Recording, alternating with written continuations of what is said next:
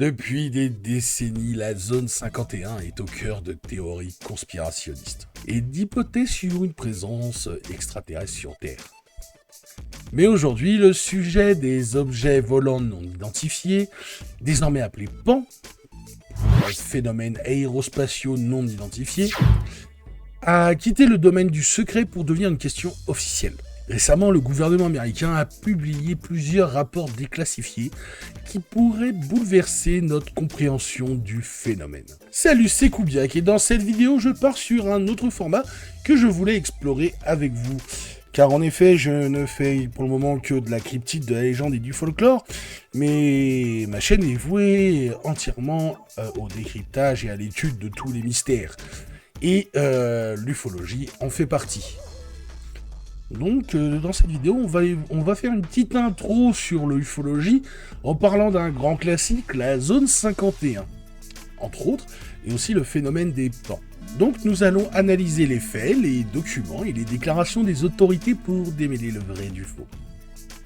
Alors, on va commencer par la zone 51, qui est une base militaire située dans le désert du Nevada, près du lac Groom. Alors voilà une carte vue du ciel. Cette zone 51 fait partie du complexe de test de l'Air Force de Nellis. Officiellement créée en 1955, elle servait initialement à tester des avions expérimentaux pendant la guerre froide. Notamment le U-2, le SR-71 Blackbird ou plus tard le F-117 Nighthawk. Pendant des décennies, son existence était niée par le gouvernement américain.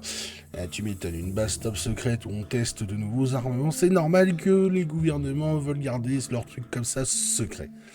Donc ce n'est qu'en 2013, grâce à des documents déclassifiés par la CIA, que l'existence de la zone 51 a été officiellement reconnue. Pourquoi autant de secrets ? Parce que la zone 51 a servi de terrain d'expérimentation, comme je vous disais, pour de nouvelles technologies militaires.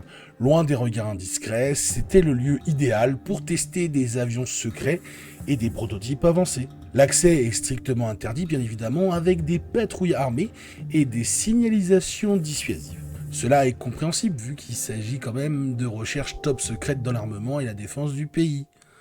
Mais cela a alimenté les théories du complot du coup, certains affirmant que le site cache des technologies extraterrestres récupérées. En effet, c'est normal que des théories du complot se cachent autour de sites top secrets qui commencent à être un peu découverts ou qu'on soupçonne l'existence.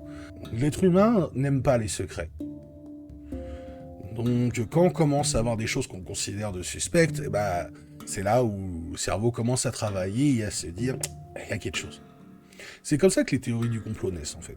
Ensuite, il existe plusieurs témoignages controversés sur cette zone 51, mais on va en citer qu'une seule, sinon la vidéo sera beaucoup trop longue. Ici c'est YouTube quand même, on n'est pas sur HBO. Donc en 1989, Bob Lazar, un scientifique prétendant avoir travaillé sur des technologies extraterrestres à S4. S4 est une prétendue installation supposée près de la zone 51. Déclare que le gouvernement américain possède et étudie des vaisseaux non humains. Alors, depuis 2019, il y a eu un petit changement sur la terminologie. Avant, on disait OVNI, mais depuis 2019, le gouvernement américain ne parle plus d'OVNI, pour objets volants non identifiés, mais de PAN ou PANI, selon les préférences, pour phénomènes aérospatiaux non identifiés. Ce changement vise en fait à démystifier le sujet et à le considérer sous un angle plus scientifique. Du marketing en somme. En 2020, le Pentagone a publié 3 vidéos tournées par des pilotes de la Navy entre 2004 et 2015. Donc la première est intitulée Flare, enfin mon accent anglais, Flare One, on va le faire avec l'accent français, allez. Flare One, un objet en forme de tic-tac filmé en 2004 par un pilote du porte-avions USS Nimitz. Voici un extrait.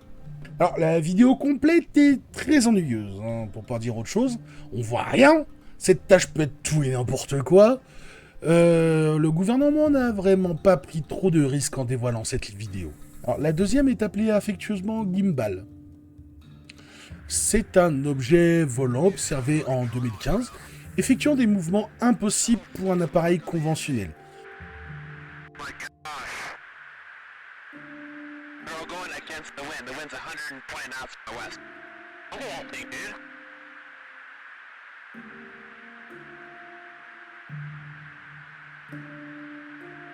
Alors là, pareil, hein, c'est flou.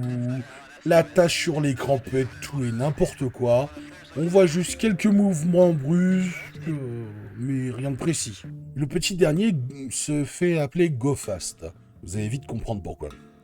C'est un autre pan filmé en 2015, semblant se déplacer à une vitesse extrême.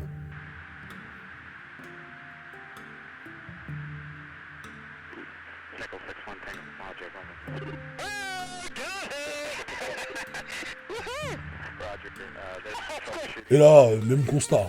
On voit que c'est rapide, mais ça peut être plein de choses encore. Donc des objets non identifiés, aux capacités aéronautiques non expliquées, défiant les lois connues de la physique et qu'on ne peut pas identifier comme vous pouvez le voir. Après, en juin 2021, le bureau du directeur du renseignement national au DNI publie un rapport sur 144 cas de pans observés entre 2024 et 2021.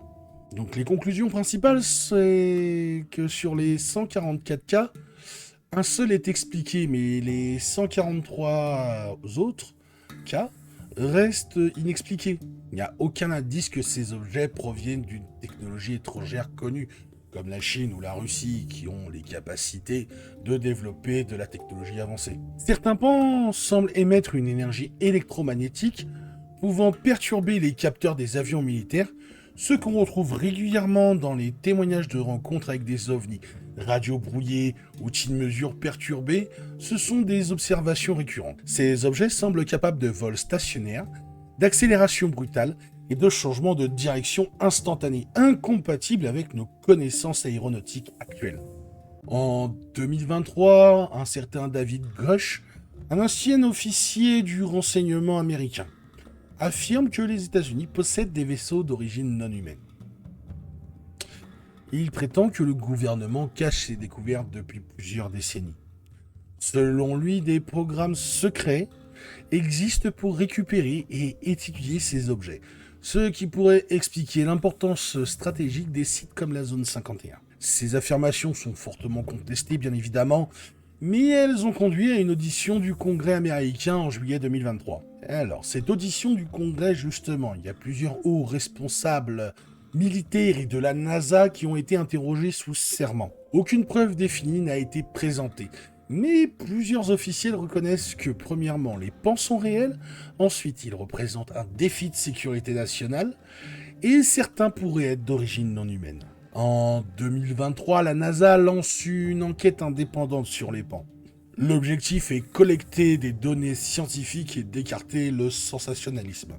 Alors j'ai un petit problème avec ça, c'est parce que ça me rappelle un peu le but initiatique du projet Blue Book, pour ceux qui connaissent. Donc la NASA reconnaît qu'il existe des phénomènes inexpliqués, mais aucune preuve d'origine extraterrestre n'a été confirmée, bien évidemment. Alors ce que nous savons actuellement, c'est que la zone 51 est un site militaire secret, utilisé pour tester les technologies avancées. Le gouvernement américain reconnaît l'existence des pans, mais ne peut pas les expliquer. Et certains objets ont des capacités impossibles à reproduire avec nos technologies actuelles. Après, le mystère subsiste, car les pans sont-ils des technologies humaines ultra secrètes? Ce qui est une possibilité en soi, honnêtement. Ou sont-ils d'origine extraterrestre ou non humaine? Pourquoi autant de secrets autour de ces phénomènes alors? Les nouvelles révélations du gouvernement américain ne font qu'épaissir le mystère autour de la zone 51 et des pans. La question reste ouverte. Assistons-nous à la plus grande dissimulation de l'histoire ou à la naissance d'une vérité qui pourrait dépasser notre imagination? Dites-le moi en commentaire, je suis assez curieux de savoir le nombre de personnes qui regardent qui sont plutôt d'accord avec telle ou telle théorie. Alors, qu'en pensez-vous? Sommes-nous à l'aube d'une révélation historique? Ou le gouvernement nous cache-t-il encore des vérités troublantes? Une chose est sûre, l'affaire des pans est loin d'être terminée. Si cette vidéo vous a captivé, dites-moi en commentaire ce que vous en avez pensé. Et surtout, likez cette vidéo. On se retrouve la semaine prochaine pour des prochains mystères à dévoiler.